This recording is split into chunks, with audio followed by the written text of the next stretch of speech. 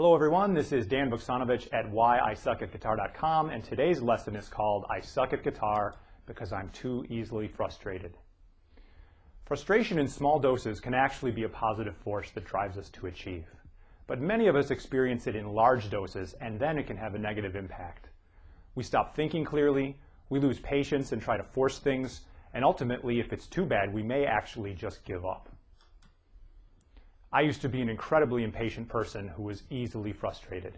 In fact, a few years ago, I was playing a video game of all things, and I got so frustrated that I threw the controller at the floor so hard that it broke, and I had to go buy another one. Frustration also slowed my guitar progress for many years and even caused me to quit at one point. The worst part was that guitar wasn't fun anymore. I had to force myself to practice. I tried to short-circuit the learning process by rushing everything.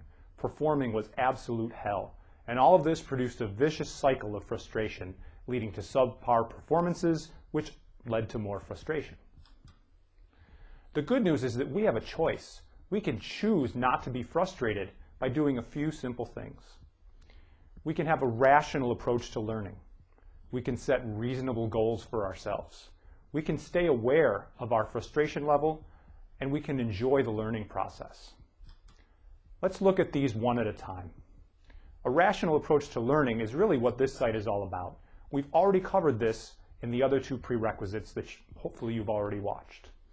The rest of this site is about giving you examples of rational approaches to getting you over various guitar obstacles, hopefully with the ultimate goal of you learning how to think like this for yourself. Setting reasonable goals.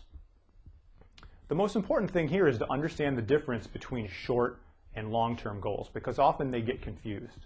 My long-term goal might be that I want to play like John Petrucci.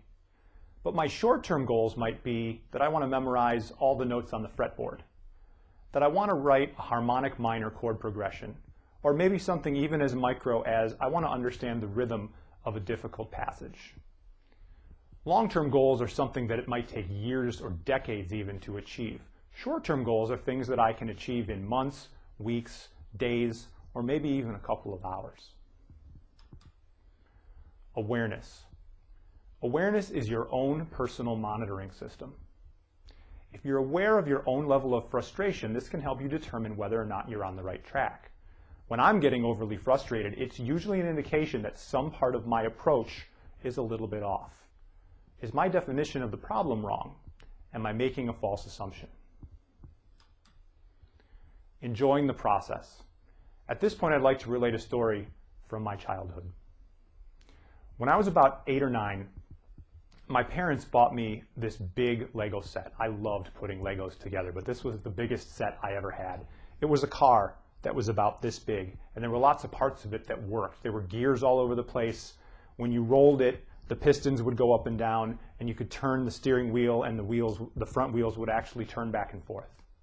And I remember sitting in my bedroom with all the little pieces spread out around me and then looking at the picture on the front of the box and thinking to myself, I am never going to get this thing put together. And at that point, my mom came into the room, and I think she knew what was going through my head, and she just said, look at the instructions, they're right there. Step 1 is really easy. All the steps are really easy. Just start with step 1, take it nice and slow, and you'll have that thing built in no time. And she was right. But that's not the point of the story. The point of the story is I built it, and it took a couple of hours, and then I played with it for about 10 or 15 minutes, and then I tore it apart so I could build it again. And that brings me to the point, which was that building it was more fun than actually having it built. So, in other words, if all you're concerned about is the destination, with guitar I've got some bad news for you. There really is no destination. There is only a continuous improvement process. If you do it right, you're never going to be there or done. And if we're not going to enjoy the process, what's the point? There are really only two kinds of guitarists. There are hobbyists, and hobbies are supposed to be fun from what I remember.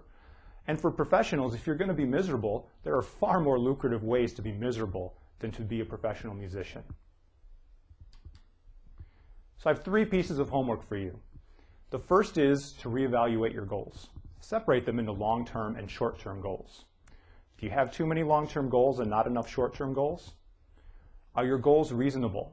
If you don't have goals that are reasonable and attainable, you're setting yourself up for failure and frustration. Second, monitor your frustration level. Instead of going insane, which as we learned in the previous prerequisite means doing the same thing over and over again and expecting different results, try to look at the problem in a new way instead of banging your head against the wall over and over and over again. Third, enjoy yourself. Find something that you enjoy about the process of learning.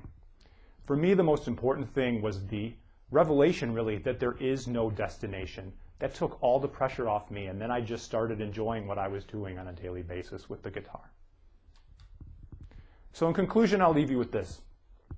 And this is something that I've learned not only about guitar, but about other learning processes as well, and that is fast is slow and slow is fast. So in other words, if you try to short circuit the learning process and rush, you're actually going to slow yourself down and you're going to frustrate yourself at the same time. But if you take things slowly, you just might find yourself getting better faster than you ever thought possible. Thanks for watching, and I'll see you next time on whyisuckatguitar.com.